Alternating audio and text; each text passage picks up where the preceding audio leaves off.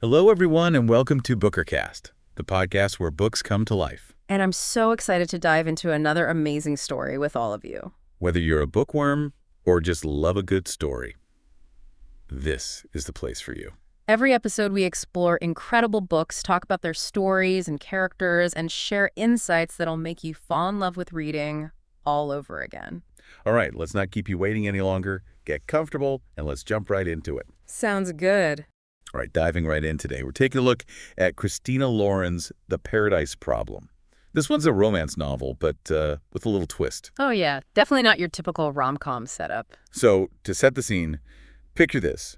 Private islands, family drama, and a whole lot of emotional baggage. Sound interesting? It's Christina Lauren, so you know you're in for a treat. They always bring the humor, the charm, and the relatable characters. Plus, this one's got a really interesting take on the fake relationship trope. Right. It all starts with Liam.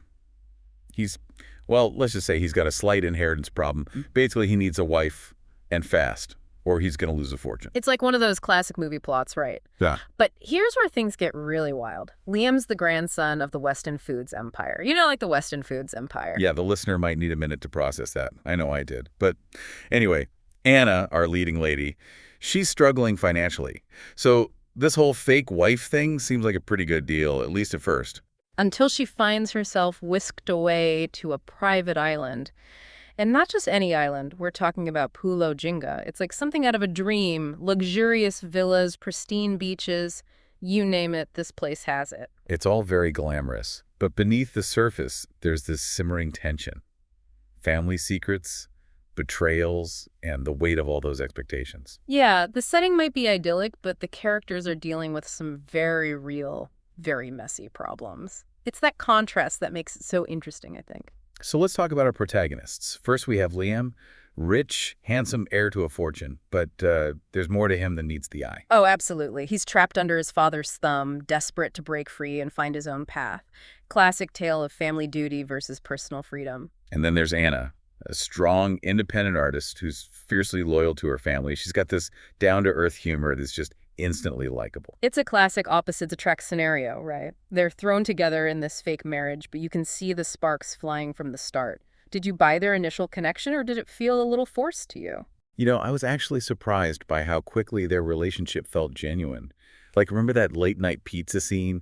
It's so spontaneous, and you really see their true personalities coming through. That's what Christina Lauren does so well. They sprinkle in these little moments of genuine connection amidst all the chaos and drama.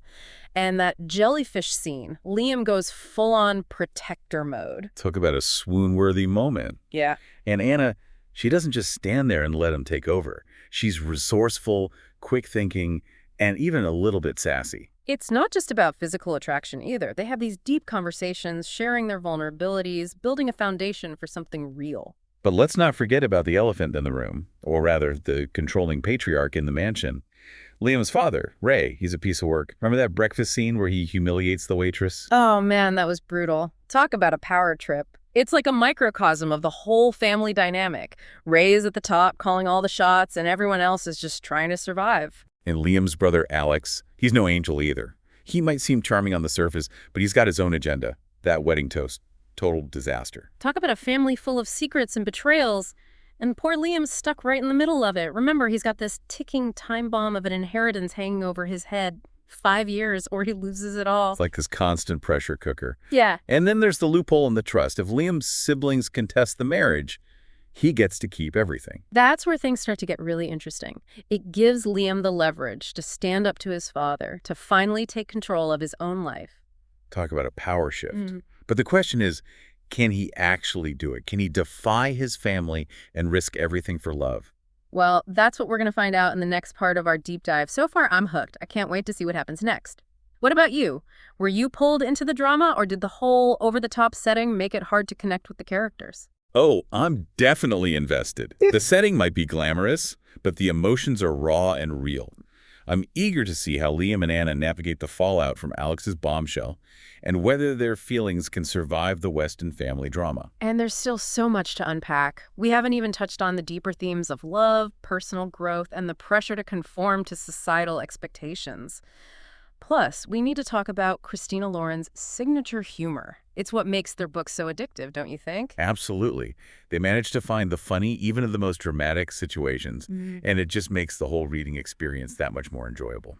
So, stay tuned, listeners. We'll be back soon to dive even deeper into the Paradise Problem. You know, one thing that really struck me about this book is how strong the female characters are. Like, Anna, she's not just some damsel in distress waiting for Liam to rescue her. Totally.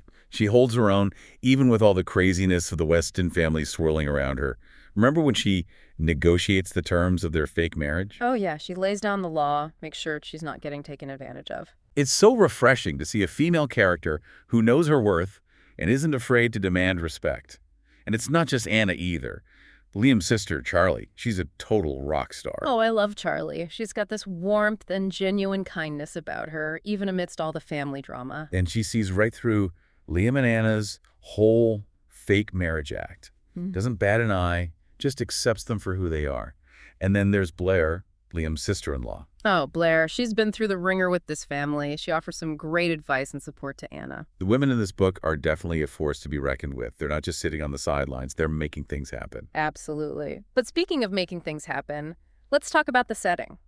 Pula Jinga, it's more than just a pretty backdrop in this story. Yeah, it plays a huge role in how Liam and Anna's relationship develops. It's like this escape, this little bubble where they can step away from the real world and just be themselves. Liam especially seems to find a sense of peace and freedom there that he doesn't have anywhere else. It's like the island gives him permission to let go of all those family expectations and figure out who he really is.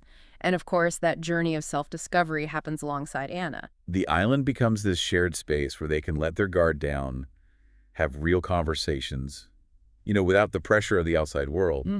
But even Paradise has its storms, right? Literally. Remember that crazy storm that rolls in during the wedding festivities? Oh, yeah. It's like a metaphor for all the emotional turmoil that's brewing underneath the surface. It forces everyone out of their comfort zones, pushes Liam and Anna closer together, and starts to reveal the cracks in their little facade. And speaking of cracks in the facade, let's talk about Christina Lauren's humor. Even with all the drama and tension, they still manage to make you laugh out loud. Oh, totally. That scene where Liam and Anna are trying to make pizza in the middle of the night, I was dying. It's so chaotic and hilarious, and you can really see their bond growing through all the silliness. It's those little moments, where they let their guard down and just have fun with each other. And let's be real, that scene is sizzling with chemistry. The stolen glances, the playful banter. Christina Lauren really knows how to build that tension. Oh, for sure. They blend humor and sensuality so seamlessly, and then boom. The truth about the fake marriage comes out. Talk about a bombshell. Alex's wedding toast. What a mess. It's a moment of betrayal, heartbreak, and honestly just pure chaos. But it also forces Liam and Anna to confront their true feelings. No more pretending. The stakes are higher than ever. And Liam's decision to challenge his father to risk everything for Anna, it speaks volumes about how much he loves her. He's choosing love over money, authenticity over appearances. He's finally breaking free. And Anna's response is equally powerful. She walks away from the Weston family, from all that wealth and toxicity. She chooses her own path. She's strong and independent to the very end. I love that about her. It's inspiring, really. She shows us that even when life throws you curveballs, you can still choose your own happiness. And that ending, oh man. Liam buying Anna's paintings, not just to support her career, but to protect her from his father. That's a grand gesture. It's romantic, for sure. But it also makes you think about the role of wealth and privilege, right? Did Anna really earn her success, or was it Liam's money that paved the way? It's a complicated question. Definitely gives you something to think about. But ultimately, it's a hopeful ending. Liam and Anna choose each other, they choose love, and they choose to face their challenges together. It's not a perfect fairy tale ending, but it feels real. They've been through so much together. It makes you believe that their love is strong enough to survive anything. Their story really highlights the power of human connection, that even amidst all the chaos and drama, love can still find a way. And it makes you wonder, can love really blossom amidst all that deceit and manipulation? Can we ever truly escape the influence of our past? Such great questions. They really resonate beyond the pages of the book. It makes you think about your own life, your own choices. The Paradise Problem, it's more than just a romance novel. It's a story that makes you think, makes you feel, and stays with you long after you've finished reading. And that's just part 2. We still have so much more to discuss. We need to talk about Christina Lauren's writing style, the deeper themes of the book, and its relevance in today's world. So stay tuned, listeners. We'll be right back to wrap things up. All right, so we've talked about the characters, the plot, the setting, but I want to circle back to something we touched on earlier, Christina Lauren's writing style. What makes their work so engaging, so addictive even? It's tricky to pin down, isn't it? There's just something about their writing. It's like they have this magic formula. Yeah, I think it's a mix of things. Their prose is sharp, witty, and their dialogue spot on. Every character has such a distinct voice. And they always manage to find the humor, even when things get serious. Right. It never feels forced or out of place. It's just naturally woven into the story. And those descriptions of Pulo Jinga, talk about vivid. They really transport you, don't they? You can practically feel the warm sand and smell the salty air. It's like a mini vacation for your mind. Exactly. And then there's the romantic tension. They build it up so masterfully. You're just waiting for those sparks to ignite. They definitely know how to write a steamy scene. But it's more than just physical, right? Oh, absolutely. It's about the emotional intimacy, too. The vulnerability that comes with letting someone in. It's all so well balanced. You get the passion, the tenderness, and you're completely invested in their relationship. Speaking of investment, what did you think about the ending? Did it leave you satisfied? You know, I think it was the perfect balance of hopeful and realistic. Yeah, it wasn't a traditional happily ever after. Right, they could have easily tied everything up in a neat little bow. But life's not like that, is it? Nope. Relationships are messy, and I think Christina Lauren captured that beautifully. I like that they left some things open-ended. Yeah, it makes you think, what happens next? Will they make it work? Will they stay together? It lets the reader imagine their own future for Liam and Anna.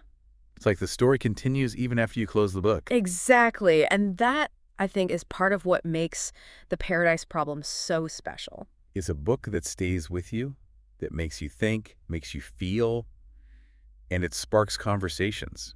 It reminds us that sometimes the most interesting stories are the ones that don't have easy answers, the ones that challenge us to really think about the complexities of relationships. Well said. So, as we wrap up our deep dive into The Paradise Problem, I'm left with this feeling of, I don't know, contentment, but also a bit of heartache. A little bit of wanderlust, too, maybe? Oh, definitely. I'm ready to book a trip to a tropical island. Mm. But more than that, I'm reminded of the power of love, the importance of resilience, and the courage to choose your own path, even if it means leaving paradise behind. Couldn't have said it better myself. It's been a pleasure diving into this book with you. Likewise. And to our listeners, thank you for joining us on this journey. We hope you enjoyed it. And if you haven't read The Paradise Problem yet, what are you waiting for? Go check it out. And that's a wrap for today's episode of BookerCast. We hope you enjoyed diving into it as much as we did. Thank you so much for spending your time with us. Your support means the world, and we can't wait to hear your thoughts on this episode. Don't forget to subscribe, hit that like button, and share this episode with your fellow book lovers. And let us know your thoughts in the comments below. We love hearing from you. See you in the next deep dive. Bye for now, and happy reading.